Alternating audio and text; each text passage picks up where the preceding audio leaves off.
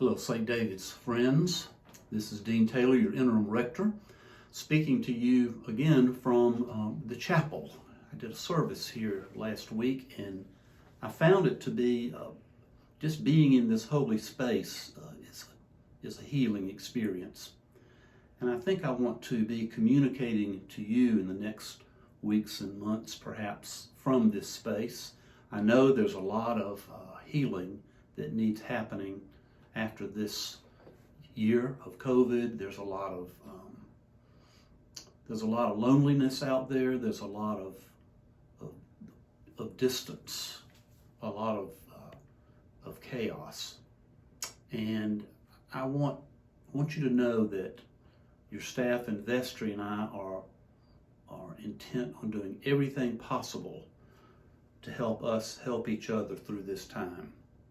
But today is one of my first communications of this new year. I want to address, I think, two important questions that I think are on your minds. First, when are we going to get a new rector? And second, when are we going to get back into church, back into the building?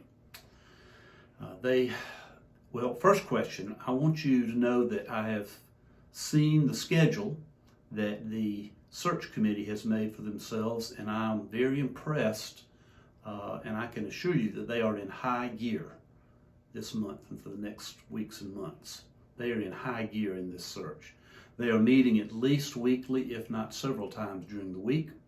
And there are set times in the next months that they will be working hard to find and interview by Skype and bring the finalists to campus where the vestry will select the person who is to be your new rector. Please keep this dedicated group of your fellow parishioners in your prayers. There is a light at the end of the tunnel here. Speaking of life at the end of the tunnel, yes, there will be a time when we can worship together inside our beloved sanctuary. We can thank God that a vaccine is on its way. I think and hope that it is sooner rather than later. However, as you all know, the numbers of sick and dying in the state of Georgia are skyrocketing this month, even this week. So for now, we will continue our worship online only. Online only. We will not be worshiping outside for the time being. Your safety and the community's safety are just too important to risk at this time. I know. Your staff, vestry, and I have been agonizing over how we can manage to bring back the worship we love so much. We feel your pain because it's our pain too.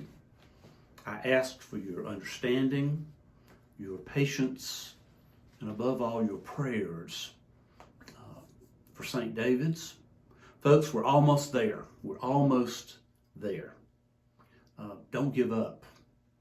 There is a light at the end of this tunnel as well, and we will do everything we can to help one another along until we get there together.